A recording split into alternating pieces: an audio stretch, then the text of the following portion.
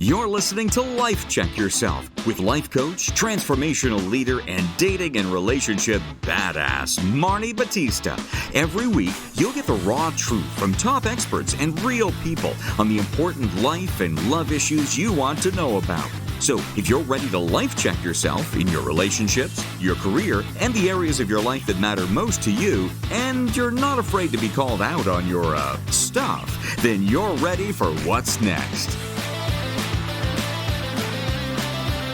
Life Check Yourself with Gary John Bishop. How to let go of blame, shame, and baggage and attract your high-quality guy. Ladies, welcome to Life Check Yourself. Oh, girls, you are going to get so checked today because I have Gary John Bishop in the house. He's just written a book called Love Unfucked. He is a leading personal development expert. He's a New York Times best-selling author of Unfuck Yourself. I love this one. Stop doing that shit. Do the work and wise as fuck. He is so my people. His urban philosophy approach represents a new wave of personal empowerment and life mastery that most importantly has caused miraculous results for people in the quality and performance in their lives. And he has a really killer podcast. I listened to a couple of episodes called Unfuck Nation. And of course, links to all this fun stuff will be in the show notes. So, I mean, I got to know this. So like 12 or 13 years ago, I was starting my business. I started because I wanted to write a book, and it was going to be called like The Fucked Up Girl's Guide to Dating. People are like, you can't use fuck in the title. And I was like, well, then I don't fucking want to do it. But you did. So let's talk about Unfuck Yourself. Like, how did you get to this sort of place of this philosophy and this brand? Right. Well, firstly, thanks for having me. But secondly, when it came to doing the book, I really was resisting the idea of writing a book. I actually didn't want to write a book. I was in the other side from you. And it was one of my marketing people said, you should write a book about, being your better self. And the very idea that I resisted it kind of was what eventually turned me on to writing it. I thought, well, if I'm resisting it, clearly there's something there. So I should just write this thing. And so I had no title in mind, but I'd never, I didn't even go to college. I had no idea how to write a book, where to start. So I just opened up my laptop and started to write stuff. And my only concern, there's two things at the top of my mind when I was writing it. One was it would have to be a book that I want to read. Right. Yep. And then it would have to be a book that made sense to lots of people, which I find is, especially in this genre, a lot of people are writing stuff that's really about you understanding them rather than them understanding you, where you're at. Yep. So I wrote this book, and it had, I think, maybe 6 or 7 curse words in it or something. Yeah. And then we were throwing around the idea of a title, and people were saying stuff like, be great and shit. And I'm like, I can't write a freaking book called that. That sounds terrible. I would never read that book. And, I was reminded of a movie I'd seen way back in the 80s. And I just thought, what about Unfuck Yourself? And like you, everyone around me said, no way, that'll never fly. Right. And I was self-publishing at the time. I just thought, well, who gives a shit then? Yeah, if it doesn't fly, then who cares? At least it's my book, Right. So I put it out there, and then I went online and started to talk to people. And, like 5.5 months later, I think we'd sold something like 30,000 copies of it. And, I think right now it's over 3 million copies of that book sold. It's amazing. And it was all, just out of my unwillingness to do anything that was other than my authentic self. And it's been the same ever since. I love that. And that is just in everything you say. So I was sort of doing some research on you a little bit. And the first thing that grabbed me was you were talking about, if you want to live an extraordinary life, then you have to freaking do something extraordinary. Can you talk about that? Because I think that people don't get that part. Yeah. Mostly what we're doing in life is we're looking at what other people are doing and at some level, we don't think we're equipped for it. We don't think we have what it takes. So we look at maybe famous people or people that we consider to be successful leaders in their field, and we think that they've got something. They've clearly got something, and I don't have that something, which is all bullshit. That's all nonsense. The reality is they were called by something that was bigger than their basic concerns. And so when I wrote Unfuck Yourself, I really wanted a book that made a difference for people. Like, you would pick that book up and you could not put it down without it shaking some part of your tree. And, it took a long time to write that book, but it was a big game. It was like I couldn't trivialize it with my concerns about whether I thought I was smart enough or good enough or any of that stuff. It was about the book and the people that it was about to impact, which was bigger than anything I had going on, right? And then I used to let myself kind of imagine the kind of people that would write it. I read the book, and for me, it was like, the single moms and the unemployed dads and the people that are suffering and struggling, and that's a game that's just bigger than my petty bullshit. And it calls me to be someone bigger than whatever opinion I might have about myself or my worth or my usefulness. What do you say to people who maybe hear something or called for that something extraordinary, but they're like the people who like don't do it, right? They don't make shit happen. They have like all the excuses of their circumstances. What do you say to them? Yeah, see, how's that working out for you? And it's not. I mean, that question requires you to tell yourself the truth. Yeah. And that's the starting spot for everything good that happens in your life. When you're out to turn something around, you start with the truth. Not the truth about somebody else, not the truth about the situation you're in, not the truth about your past, not the truth about anything. The truth about you and the truth about what you're up to. And take away all the justifications and take away all the excuses and just go right down to the bare bones. And that's when you'll start to really identify, and I really mean this with all the love in the world, but you'll start to identify how full of shit you've become. Yeah. And that was a big freeing moment for me in my life many years ago when I finally could look in the mirror and just say, you're full of shit, man. Like, this is all just, I'm going to do this and that, and then maybe this and maybe that. And, my life had no direction because I was unwilling to commit to one. And committing yourself to a direction is very confronting because you have to go all in on it. You can't. I mean, how can you keep it a secret that you're going to write a book? Right. Because nobody will buy it then. Now the point is, I need to get out there with who I am and what I'm about, and that includes embracing the idea that the whole thing could just fall flat in its face, which is okay. It is. We'll talk about that because I think that's really such a huge thing. I know, like, in my own life recently, I sold everything, decided to leave where I lived after 22 years, kind of live in an RV for a year. Right. And so I think that and I'm an honest person, right? But it's like that next leap, right? Yeah. Where I was like, what am I actually attached to? And I think that's something that's so important that you talk about is like, so what about, like, what are you attached to? And that is, what if it fails? What if I make a mistake? What, can you talk about that? Yeah. Somebody actually asked me at the time when I was writing my book, they said, what do you want to do with this book? And I just said, release it and then talk to people about it. And I remember this so vividly because for anybody that's ever self-published a book, like an international best-selling self-published book sells about 50 copies. Right. And 28 of those were bought by your mother. Right. Yeah. You think, once the book comes out, and everybody realizes how freaking smart I am, then this will all go great. But I was at another spot with that. I was really down in the dirt with it. Like, I knew exactly what I was getting myself into.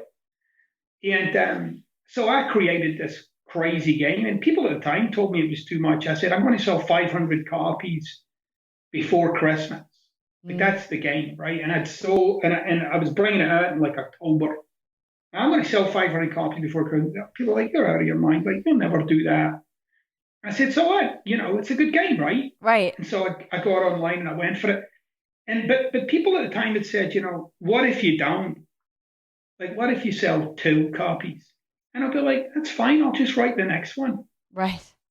Like it wasn't about the number of copies sold to me. It was always showing up for me. Like, who can I impact? How many people can I impact? How many people can I make a difference with? How many people can get something out of this for themselves? Like that was always what was driving me. So really, the 500 copies was more like 500 people, like right? Real people, right? Not like 500 copies. And it was. I think that was one of the things that people cottoned on to right away, and still talk about is that what I'm doing is authentically what I'm doing. Mm-hmm. I'm not doing this for any other reason other than the difference that it might make for you. Because if you think about it, like at the time when I brought out Unfuck Yourself, it was almost unheard of to have a book with a curse word in the title. There were two on the market at the time. So I wasn't out to do something that I thought would be popular, because going by the evidence getting presented at the time, that was decidedly unpopular, right? Like it would have been a lot more appealing to people if I'd said the book is called, Be Awesome, right? Like, exactly. That would have been a lot more appealing. Unfuck Yourself, I couldn't advertise it. I couldn't push it on Facebook or any of the social media channels because of the curse word and title. Like, it was constraining, but it was authentically who I am, what I'm about. And I really feel as if that's the thing that people grabbed onto. People are like, oh, no, this is real. Like, this person isn't trying to sell me some, shtick here. They're like, oh, well, this person's actually saying, this is kind of like how we get stuck, and this is the ways you get unstuck from that life. And so authenticity, like authentically, no kidding, what I'm doing is at the forefront of everything that I'm doing, like who I am, what I'm about. And I won't sell out on that for any amount of money. I will not, I refuse. And I've had the offers. And I think people are drawn to that authenticity. They don't want to be sold a line or filled with bullshit. Yeah, I think, and that's what, so for, the people that are listening, it's like, there's 2 main things that I really hear you're saying is like, I got really clear on who I am and what I care about. And I made it be about like my why, right? Not like the thing that you think is going to matter, like getting offered a lot of offers. It would be so amazing, right? Or making a lot of money, right? And I think that clarity comes when you unfuck yourself, right? You're like, wait, this is actually what I really give a shit, because all of that stuff that I thought was going to give me meaning or fulfillment is just a bunch of stuff. Right. I mean, I never did it for the money. I still don't do it. And by the way, I like the money. The money's good, right? I mean, it's good, right? But I would do this, and my evidence for it is clear. I would do this for free, and I've done it for free, and I've done it for years for free. So there was no question that what I was doing was about what I was doing. Like, it's clearly about impacting people's lives, and it always has been, and it always will be for me. And if ever there came a point where I'm just writing a book to make money, then I'm quitting. Like, right. I'll pull away from this industry, because that's a sham, and people know that that's what it is, and there's no value in it. It's a regurgitation of some old shit. I will not do that. So it's if money or some kind of career advancement is, and these are the moments where you tell yourself the truth, like if that's really what's driving you, you might want to just pause and recalibrate what you're doing and how you're doing it. And there are no guarantees. Even if you make it all about what you're about and your passion and all that stuff, and there's no guarantees that anyone will have any interest in it. But you see, that's okay, because what you're doing is you and what you're about. And ultimately, that's That's everything. That is everything. All right, let's talk about, you have a new book, Love Unfucked. I love that. I love that. And now it's easy to name all your books. Just right? Just put fuck in the title. And that's great. I love it so much. Okay, so let's talk about this idea about the entanglements that we have with ourselves and the relationships that we have. Like, how do you unfuck your love life? Yeah. Well, I think you have to realize what's walking into it. We're spending our lives looking for somebody that we can connect with, but we never really examine what is it that's doing the connecting. Like, if you take away all the bullshit, like, what's driving you? And in this book, I really get into, like, what most of us are doing in relationships is trying to fix something about ourselves. Mm-hmm. We're trying to fix something from our past or something we feel as if, is lacking in ourselves, and that this relationship seems to be the answer to that thing. And that's a big part of what draws us to people. It's not like they're the love of my life. It's like they're the solution of my life. Like they solve something for us, some conundrum or sometimes the thing that they solve, you're not even aware that that's what this is. Unfortunately, what you discover is that thing is not solved, and it hasn't fixed it. And in fact, now you're getting reminded of it. Right. So it's important that, the first thing you have to do before you get into any relationship is be really clear about the kind of you that's getting into it. Wow, that's so profound. So when you say the kind of you, how do you define that? Yeah. I mean, unfortunately, we're not a blank slate when it comes to love. So we walk in there with an absolute ocean of ideas of how this should and shouldn't be, how this person needs to be, based on what we saw when we were growing up, how our parents were or weren't, right? How some of our relationships went or didn't go. I mean, so many people go into relationships with this idea like, well, I'm never doing that again. Mm-hmm. Right? Which is so now you're plotting your future relationship based on how the old one went. How do you think that's going to go? Right. Well, exactly. Right. Because you're just going in there with like so much negativity and junk. Yeah. So much junk.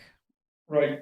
So you have to be clear about all that. Like, what am I walking in the door with? What are the things that I got hooked by or triggered by? What are the ways that I'll undermine this? And it's not rocket science. If you look back in all your crappy relationships, you'll see that there's one common denominator in all of them. It's you, baby. Right. You'll see. And that's not to say other people didn't do their stuff. It's not to say that. Right. But it is to say, like, yeah, you have a certain kind of angle on this thing called love, and it would be the epitome of pretense to pretend that somehow you don't. Like, you're going in there with no opinion and you're just open to finding it. No, you're looking for keys and triggers, and you're looking for little signs, and you're doing your thing. What thing? The you thing that you do, that only you know that you do, that thing. And all of that plays out, like if you had any, instances of stuff like infidelity in the past. Yeah, I mean, guess what you're going to be on the lookout for, right? I'm just looking at your phone. It's not a problem. I mean, what's the problem? Right. Right. It's all those things come up and they play out in our lives. It becomes less of a problem for you as a human being when you start to embrace the idea that it might be something you could do something about. Like, you might be able to start to interact with yourself in a more powerful way as an access to being able to get into a relationship and interact with another. So what do you say to people who, because I hear this all the time, like, people have done the work that, they've read the book, they went to therapy, they're like, I know this, I know that, right? But then they don't do anything different, or they're waiting for a better time because they're so fucking smart. What do you say to the smart people that are all in their head?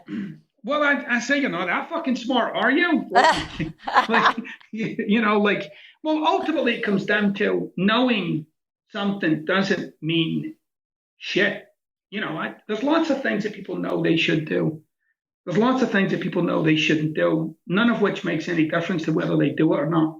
And that's because knowledge does not equal awareness. Oh my God. Underline that, rewind it, listen to it 100 times and hashtag it. Right.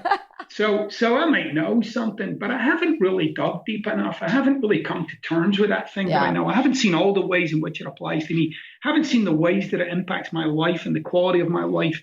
I haven't seen the ways that it drags me this way and that way emotionally. I haven't seen the ways that it's caused carnage in my life and how it's impacted other people and how they've had to live with that shit too. I haven't done the work. I haven't dug deep enough. So most people, Marni, can explain themselves as to why they are the way they are. If that explanation is not making a difference in the quality of your life, you haven't dug deep enough. And I think that is such an important thing. I was like Googling some amazing quotes of yours, which is just, I was like, wow, that's amazing. But one of my favorite ones was, you have the life you're willing to put up with. Right. And I think that people sell themselves. And I've been working with clients on life design in the last few months, and I am shocked like at the rules that people have for themselves about what they have to put up with, because they literally can't imagine any other way because they're so conditioned, right? Their identity. And so talk about that conditioning that we're walking around with that we don't even know we have, that's limiting us. Right. I think when people hear that quote, the first thing they think of is either putting up with their job or putting up with a partner, putting up with some sort of family situation, which is sure. I mean, that's an aspect of it. But I think the where you'll get the most juice is you are the you that you're willing to put up with. Mm-hmm. So all of these situations exist in your life because you, and that's the you that you've been willing to put up with, you are willing to put up with that. So again, I always steer people away from becoming too circumstantial. I steer people towards becoming transformational, like that you can shift and move and evolve and change in the face of anything, and that the secret to all of it is you, right? Like if you want life to be different, you can't be the same, right? You must change. So you can make circumstantial changes. That's fine, but fundamentally, it comes back to this kind of like, what is it that you tolerate about you? Do you tolerate no voice? Do you tolerate quick to anger? Do you tolerate, cynicism? Do you tolerate your apathy? Do you tolerate your willingness to just kind of give up at the first hurdle? Like, do you tolerate your kind of propensity for starting things and never finishing them? What is it about you that you tolerate? Because if you can start doing that work and start reshaping some of that for yourself, that'll have a massive impact on your life. Well, then, because the way that you're really speaking about this is, then you actually have all the power, right? Because if we make it about our job or our boss or our husband or whatever it is, right? Then it's not about us, really. Right. I mean, look, human beings are not circumstantial beings. They're human beings. They have the ability to be. How do I know human beings are not circumstantial? Because you can put 10 people in the same circumstance and they'll all have a different experience of it. Yeah. If human beings were circumstantial, we'd all be having the same experience. And we're not. We're all having different ones. Where one might get interested in is, what's mine and why is mine this way when theirs is different? And so an example I like to give people is, I'll say to people, you should forgive someone or forgive yourself, right? People say, I want to forgive, but it's so hard. And I say, yeah, but it's actually not hard at all, right? And then they'll say, no, I'm dealing with this and I'm dealing with that. And I'll say, well, but look, if you hear about this all the time, like people who have been resentful of someone for decades. Decades, yeah. Right, decades. And then they maybe hear that person's sick. Yeah. Right? They've got cancer or something. And immediately all that resentment just melts away. Like you start to connect. And I know that's not the case for everybody, but for a lot of people, that resentment melts away. Yep.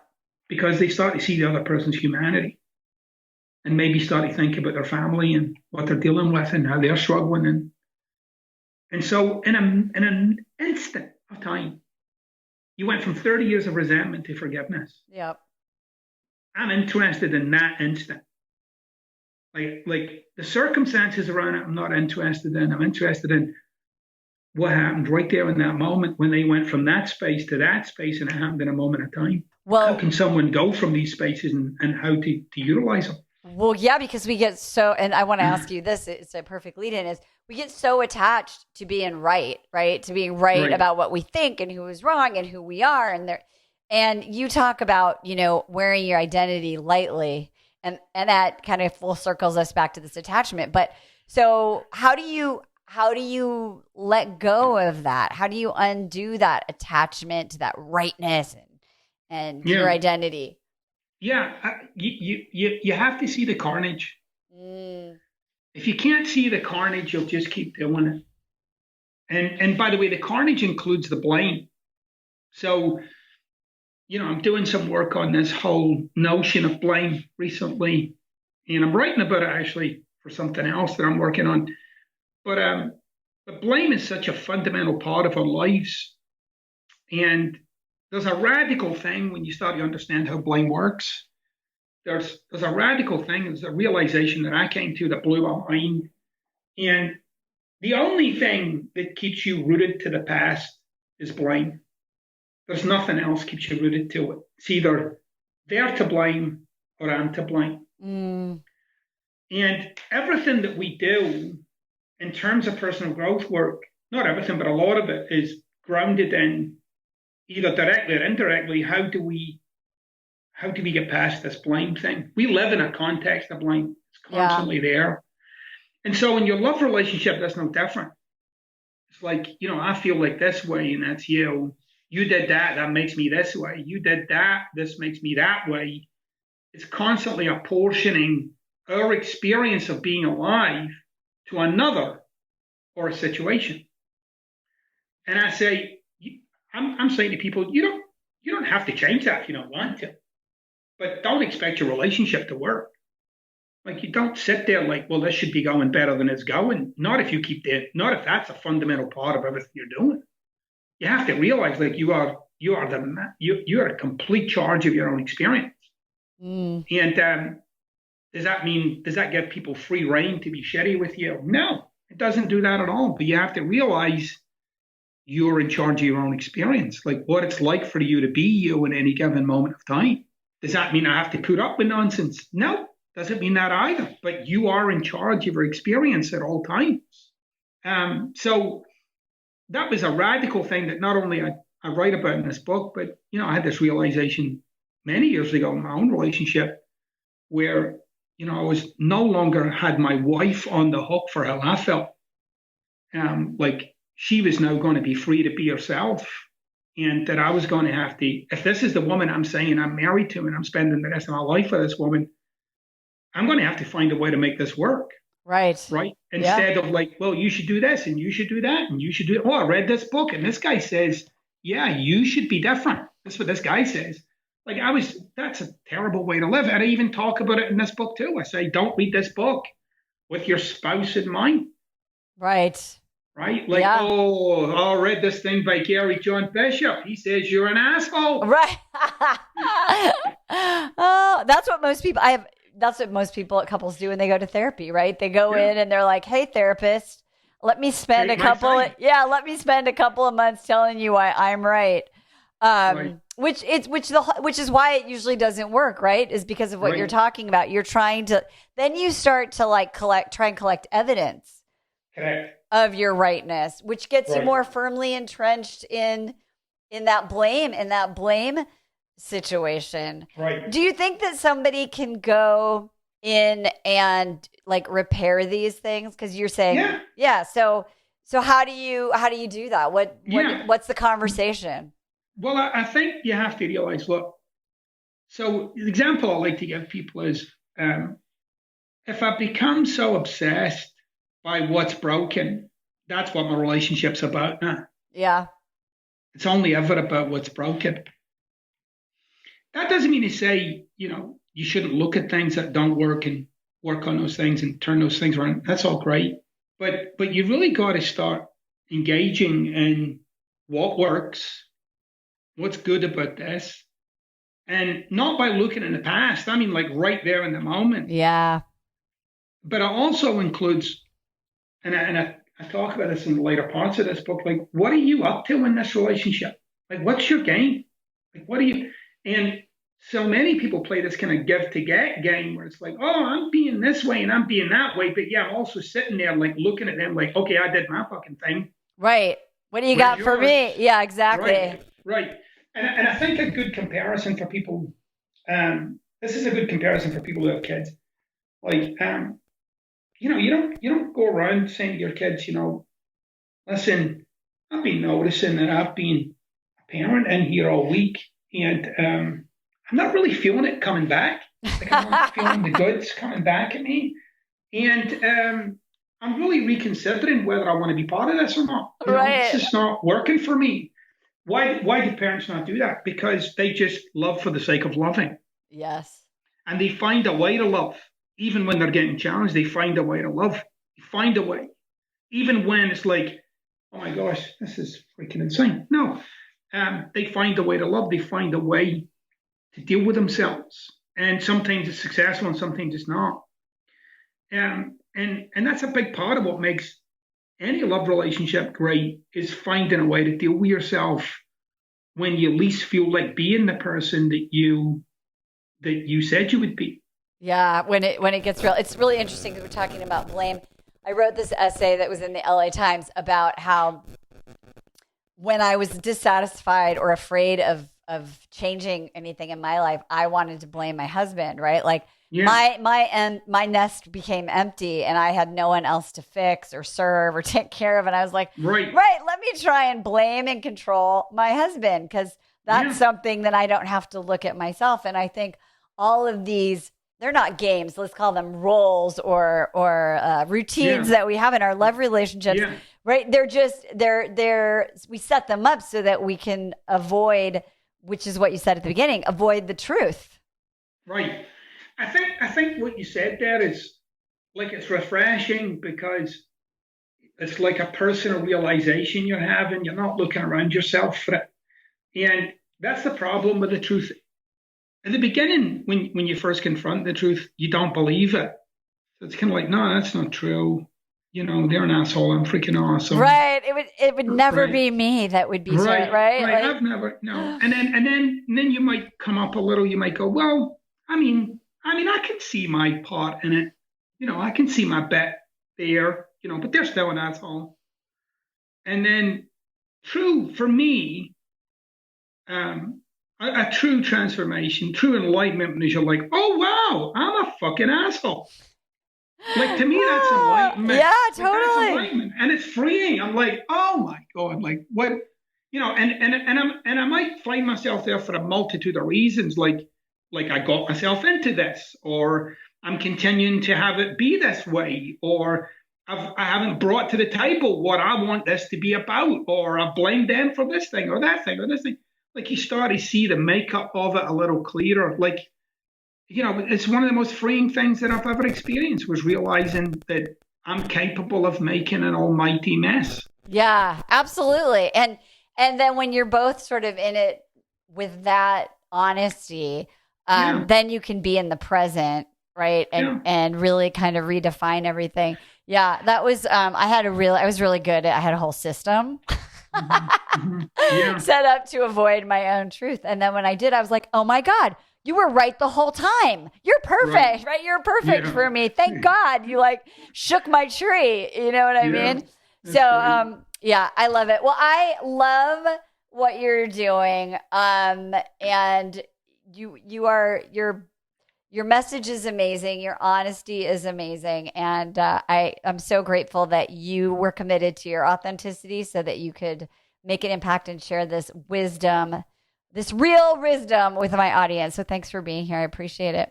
Awesome. Thanks for having me. Ladies, check out more about Gary John Bishop in the show notes, because I think if you do, you will find that you need to life check yourself. We'll see you next time.